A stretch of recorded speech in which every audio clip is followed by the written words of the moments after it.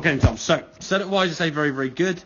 Backswing-wise, for the most part, in both cases, it was a little bit steep there, if truth be told, but that wasn't the main issue. It's main from the transition from here down to the golf ball, okay? This backswing is a little bit flatter, but don't start ripping the arm sort of way behind here, because then you've got nowhere to go. The idea is to sort of the club to kind of work up and then almost flatten or shallow on the way down to get a better angle in the golf ball, okay? So this one goes back here now. Your left arm there's nice across. That's absolutely fine. That was kind of your last thing you just made, where I said don't think about the backswing.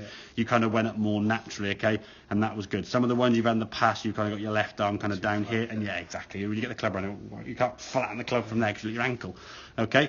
But the downswing is the issue now. On the way down with this one, you can see this almost you dropping down over the top. Club coming now down.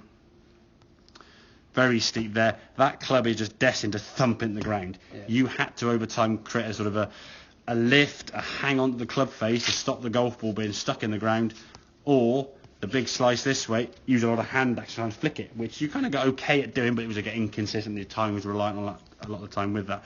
You look at this transition down now, that club now, less steep. It's much flatter swing. So you're bringing the club down this way.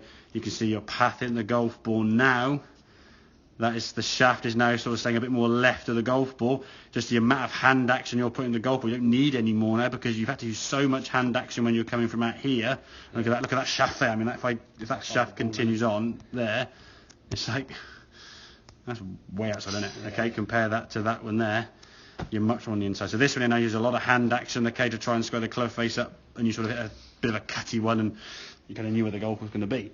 But with a drive and a longer club, you're going to really struggle, okay? We've got to get that club kind of working, shelling off the angle, get that club working down this. So use that wall drill, swing the top, stop, find the wall behind you for two, and then this is obviously a drill to exaggerate, but then drag the club down this way to feel the club flattening and shelling off behind you. Whereas this one here now, if you did that there now, the wall's nowhere to be seen, and the club's barely behind your backside. I mean, it's down to your midriff, to be fair. So very steep, over the top, sort of chucking the club that way. It's going to be really tough to square that club face up naturally. You're fighting a lot of things. I compare those two there. That's a much better position there. You've got a chance from there, haven't you? But you'll find the club now is going to be a bit more active than it needs to be, because you're not used to coming in from a better angle here. Used to coming down from that angle.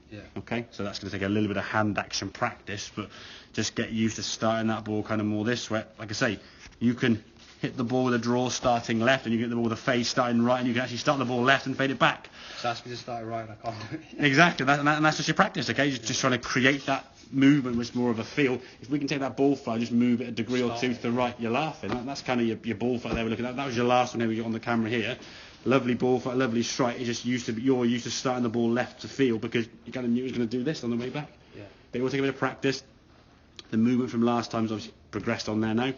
Bit of practice with this. If you're down the range anytime, send the videos to me. Like I say, I don't want to get too flat on the backswing or too flat. You're somebody who seems to adapt quite quickly, and sometimes too much. So don't sort of, if you're going to the range, please send some videos through down the line. Preferably, obviously, is the best time to look for your swing there, okay? And then just see where that club's coming from. If you start bringing the club around by your ankle somewhere, you'll be just, well, you have a nightmare. There's got to be small little incremental change bit by bit. Although that's a big change from there to there. If you think about where the club's gone from in terms of degree of angles, I mean, it's, I don't know, 5-10 degrees different maybe. It's not like we've got the club down here somewhere, is it? So it's got to be done in small doses. Okay, mate? Cool. Make sense? Yeah. Good man.